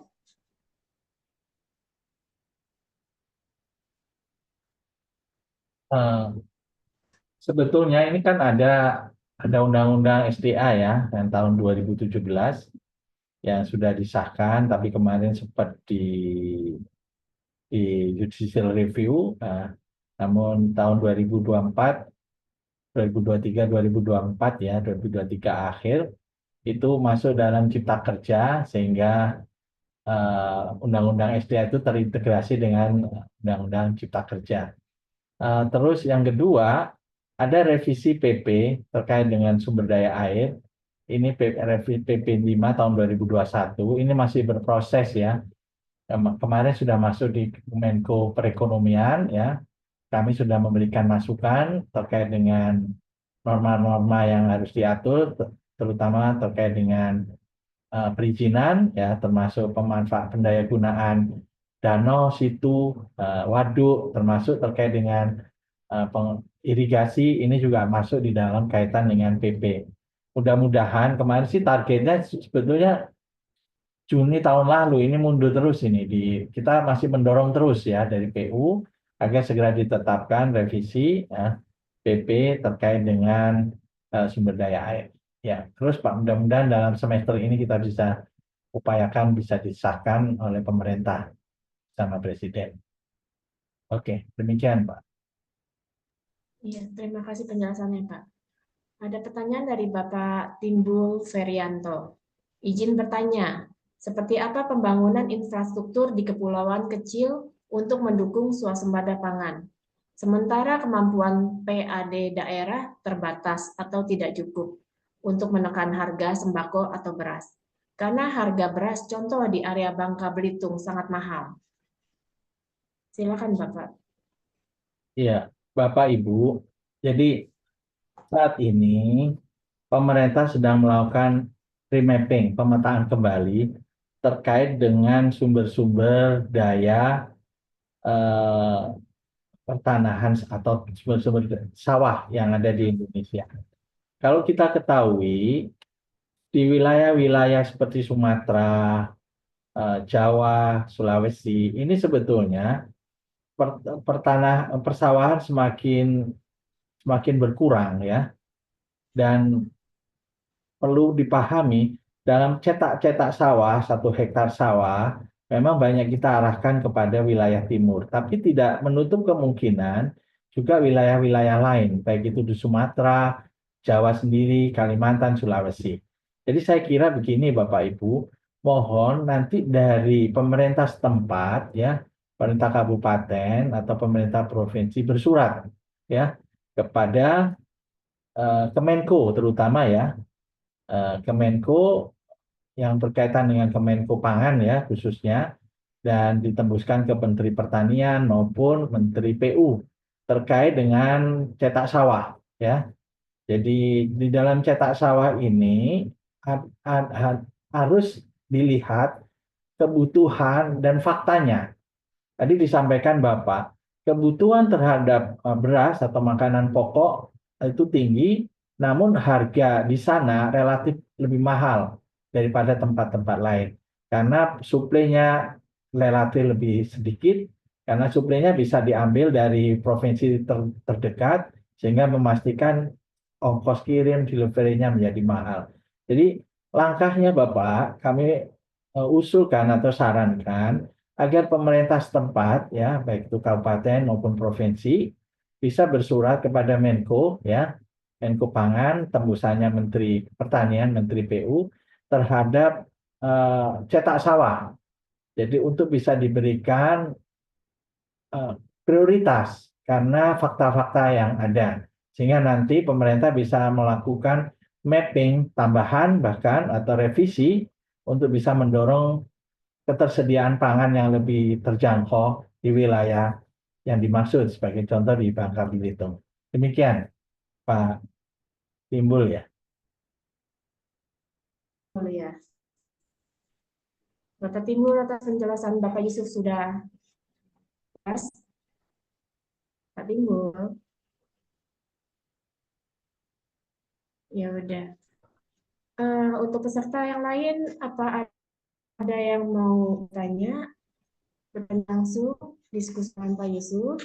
Usaha Leonard, Pak Musa, ada yang mau ditanyakan?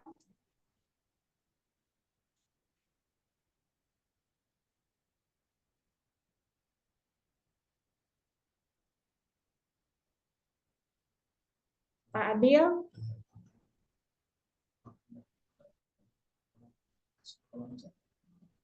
Oh ya, ada yang masuk di kolom chat.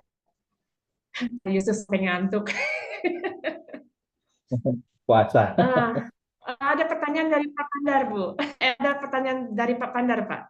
Izin bertanya, untuk preservasi jalan 0 km, artinya tidak ada anggaran untuk preservasi. Jadi jika ada kerusakan jalan, bagaimana cara memperoleh biaya? Ya, baik. Ini juga isu ini tidak hanya di forum ini ya, di DPR kemarin juga terjadi pembicaraan yang luar biasa. Jadi kemarin banyak isu, ada sebagian wilayah pengguna jalan mengalami kecelakaan, bahkan sampai lapor Pak Menteri, karena ditemukan bahwa ada kondisi kemantapan jalan harus dijaga, khususnya jalan-jalan nasional. Kalau toh tadi disampaikan bahwa preservasi itu 0, berarti memang alokasi untuk itu tidak ada. Memang begini ya Bapak Ibu, ada satu beban di pemerintahan itu. Jadi pada saat anggaran PU 110 menjadi 29, yang pertama yang selalu diutamakan adalah paket-paket kontrak yang MYC. MYC itu kontrak yang sudah disepakati di tahun tertentu dan pekerjaan itu sudah jalan dan dia tidak berhenti. Pada saat dia tidak berhenti, maka alokasi untuk MYC menjadi prioritas, harus dibayarkan karena sudah terjadi kontrak. Yang kedua, namanya yang kaitan dengan KPBU. Nah, KPBU ini juga penting ya. Kemarin ada sekitar 7,5 T untuk NYC, 7,5 T untuk KPBU. Bapak bisa tahu ya KPBU itu. Kita itu konsesinya banyak Pak dengan jalan-jalan tol itu. Ya. Jadi jalan tol itu yang dibangun tahun-tahun kemarin itu dananya itu banyak dana-dana yang dibebankan sebagai dana KPBU. Ada pembangunan ruas-ruas tertentu di Jawa, di Sumatera, ya, di Papua, itu pembangunannya dananya swasta. Namun kita punya masa konsesi 15 tahun, atau ada yang 10 tahun, bahkan ada yang lebih banyak 20 tahun. Begitu dibagi, kita punya kewajiban untuk membayar yang KPBU itu, dan itu besarannya luar biasa Pak. Dalam 1 tahun itu 7,5 T. Jadi sekitar 15 T saja kita harus membiayai hal-hal yang sudah dijalankan sebelumnya. Sisanya, ya berapa itu kalau 29 kurang 15, 14 T dibagi-bagi Pak. Untuk ini, dan seterusnya. Jadi akhirnya memang ada prioritas. Sebagaimana tadi disampaikan, preservasi 0. Nah, ini kemarin sempat dibahas di Dewan. Nah, kita akan mencoba untuk memanfaatkan seperti tadi ada loan ya. Loan itu tidak hanya untuk bendungan Ibu. Jadi loan itu yang 20 T itu salah satunya juga untuk kegiatan reservasi. Ini salah satu way-out-nya.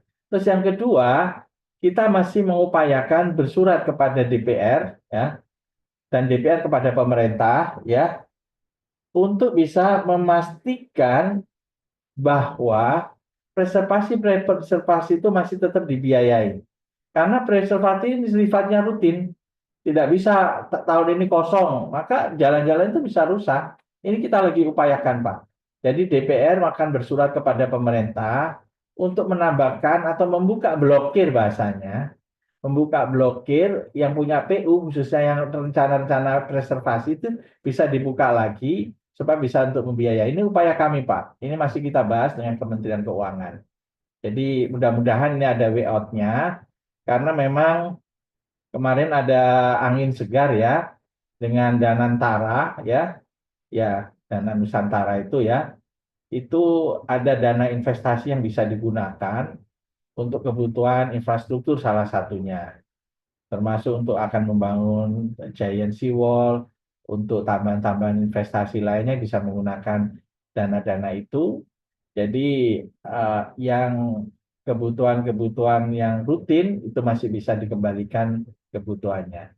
Nah, khususnya yang seawall ya, giant seawall, sehingga dana yang 400 itu mungkin sekitar 200-nya bisa ditarik lagi dan bisa dimanfaatkan untuk kebutuhan tambahan-tambahan di PU. Jadi masih bergerak, Pak.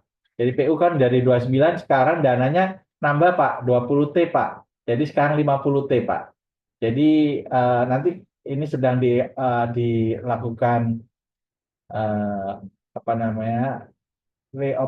reoptimalisasi salah satu kebutuhannya untuk reservasi. Jadi barusan dapat kabar kita ada tambahan 20T sehingga dana kita menjadi 50T. Salah satunya untuk kebutuhan reservasi. Demikian, Pak. Terima kasih Pak Yusuf atas penjabarannya. Pak Pandar sudah cukup jelas. Ada pertanyaan lagi Pak dari Pak Tommy Kurniawan. Izin, pertanyaan terakhir. Bagaimana menurut pendapat Bapak bahwa dalam mensinergikan program swasembada pangan, B atau BWS perlu didorong dengan penyusunan dokumen rencana pengembangan dan pengelolaan sistem irigasi atau RP2L di masing-masing kewenangan? Silakan Pak Yusuf. Ya, baik Bapak Ibu. Jadi kita ini punya master plan ya Pak. Master plan terkait dengan pemanfaatan pendaya sumber daya air. Salah satunya master plan itu pertama untuk menjaga pengendalian banjir. Yang kedua terkait dengan pemanfaatan waduk, bendungan, dan sungai untuk kebutuhan irigasi. Nah, terkait dengan fokus pemerintah sekarang, yang dulu kita lebih banyak ke pengendali banjir, sebagian kecil untuk irigasi, kita sekarang fokusnya dirubah, Pak. Jadi kita banyak fokusnya adalah kepada irigasi dalam dukungan ketahanan pangan. Dalam konteks itu kita lagi menyesuaikan blueprint perencanaan sumber daya air ya yang ada di Renstra kita Pak 2025-2029. Nanti rencananya Juni ini akan di launching Pak. Jadi nanti Bapak Ibu bisa melihat perubahan mendasar dari Renstra kita terkait dengan dukungan sumber daya dukungan ketahanan pangan dari sumber daya air. Saya kira ini sudah banyak berubah Pak nanti dalam konteks perencanaan dan dukungan ketahanan pangan. Demikian. Terima kasih Pak Yusuf. Pak Tommy sudah jelas. Apa ada pertanyaan lagi Pak Tommy? Silakan kalau mau bertanya lagi mau di kolom chat atau present boleh. Ada yang mau bertanya? Untuk present? Ada pertanyaan dari kolom chat Pak, dari Pak Iqbal Agung. Izin bertanya Pak, kenapa masih banyak di sekitar kawasan IKN masih kekurangan air bersih ya Pak? Dan masih beli air bersih untuk kebutuhan sehari-hari Pak. Silakan Pak Yusuf untuk pertanyaan Pak Iqbal. Baik,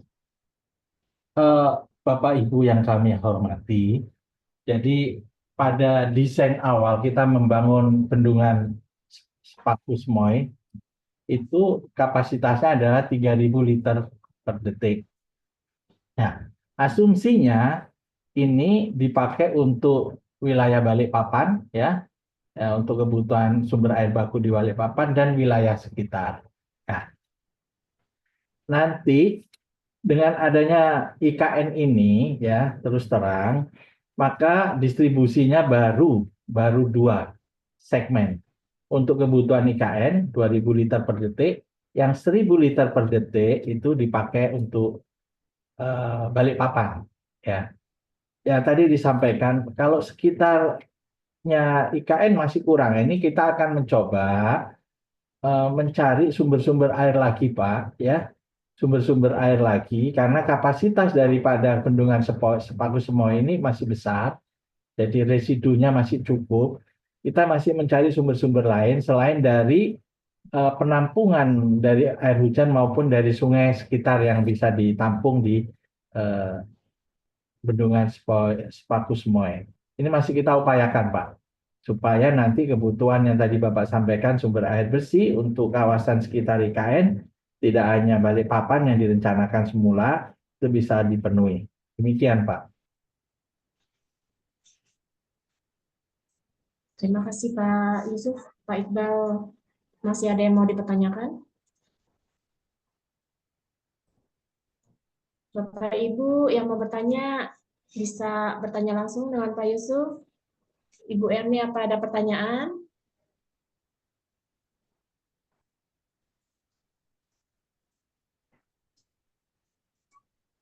Kalau nggak ada, saya yang tanya aja deh.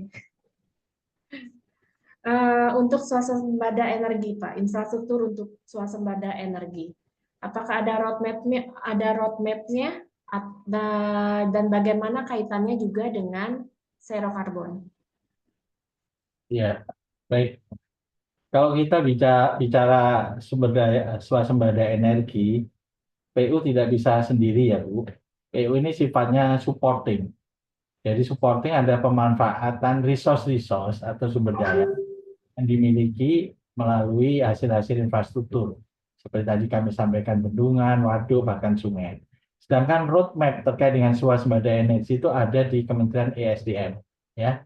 Karena Kementerian ESDM termasuk ini di PLN, ya. PLN ini juga punya roadmap. Ada satu direktur namanya Direktur Energi Terbarukan di PLN itu. Itu salah satunya untuk menggali sumber-sumber daya energi yang terbarukan. Salah satunya dengan strategi menggandeng PU melalui resources PU yang ada, baik itu bendungan, waduk maupun sungai. Itu yang dilakukan. Yang kedua, sebagaimana tadi Ibu sampaikan, apakah ada roadmap? Roadmap-nya ini lead sektornya ada di ESDM, Bu. Di ESDM ini kan sumber energi dan sumber daya mineral kan di sini adalah lead sektornya. Nanti ESDM akan mengintegrasikan terkait dengan potensi-potensi yang dimiliki oleh kementerian lembaga, salah satunya adalah PU. Dulu kita pernah lihat ya, ada sumber energi menggunakan pohon tertentu ya, yang dari pertanian misalkan, itu mereka yang menggali. Jadi kita bagian dari supporting yang ada, bagian dari roadmap yang dipunyai oleh Kementerian ESDM. Demikian, Bu.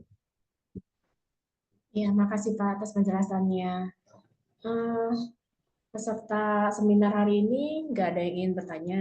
Ini Pak Patmo sudah bersiap kayaknya. Ini Pak Patmo ada pertanyaan nggak? Pak Patmo? Pak Armanda. Pak Armanda juga udah ready nih. Ada yang mau tanya nggak? Lanjut, Bu. Lanjut. Siapa yang mau lanjut? Silakan yang mau lanjut. Pak Adil.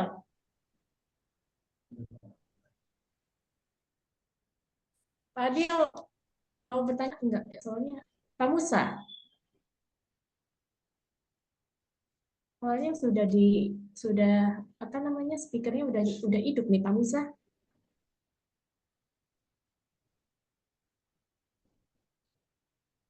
Mumpung masih ada waktu, masih bisa bertanya. Soalnya kalau misalkan sudah tidak ada yang bertanya, kita bisa tutup ini.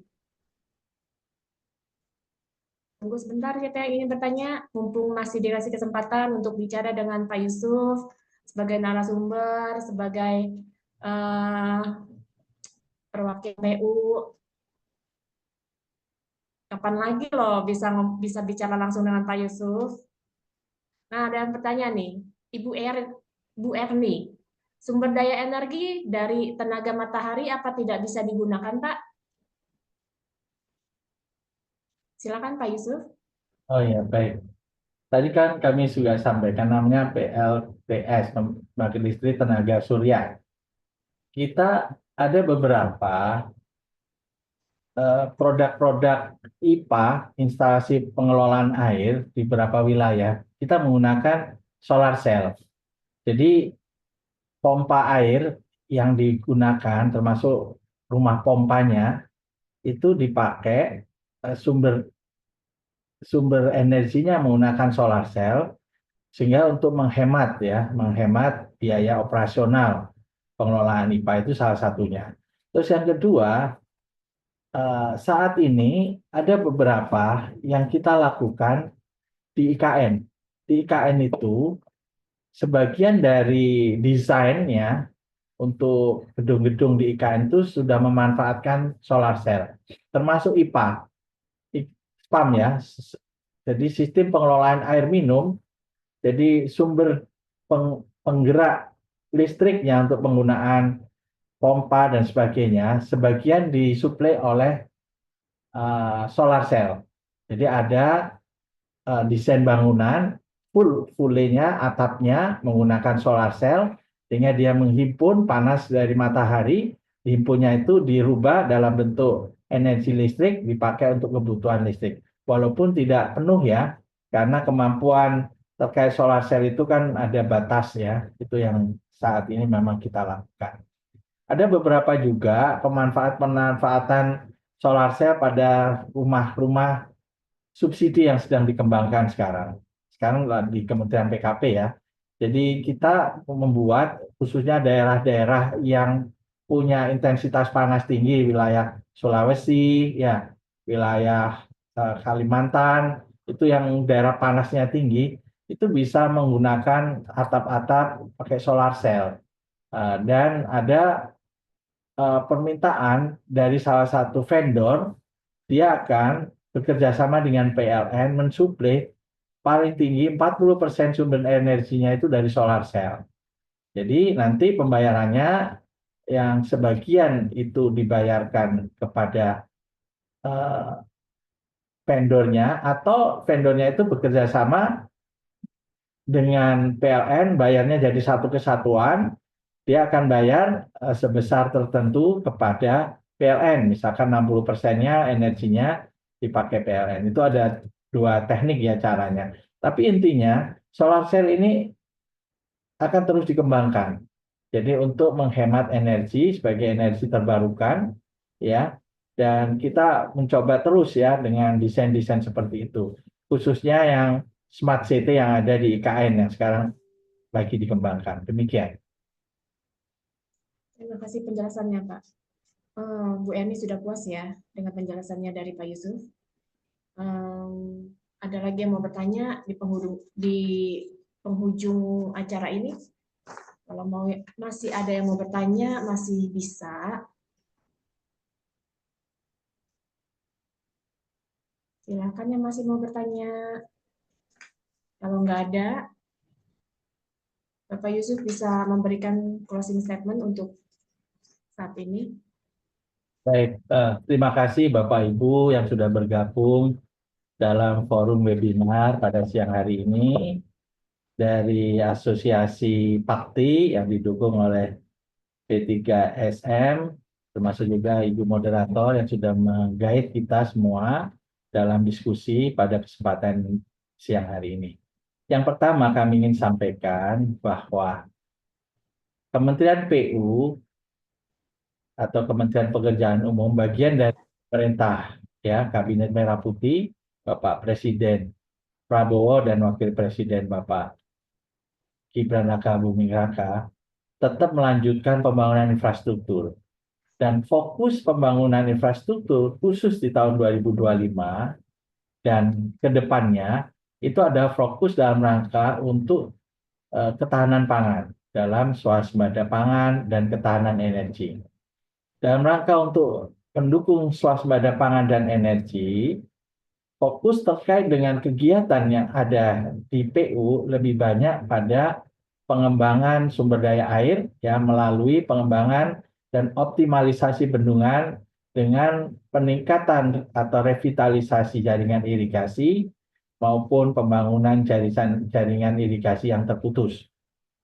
Dan juga konektivitas antara daerah produksi atau sawah hasil produksi pertanian dengan masyarakat ataupun sumber-sumber simpul konsumtif. Itu yang utama.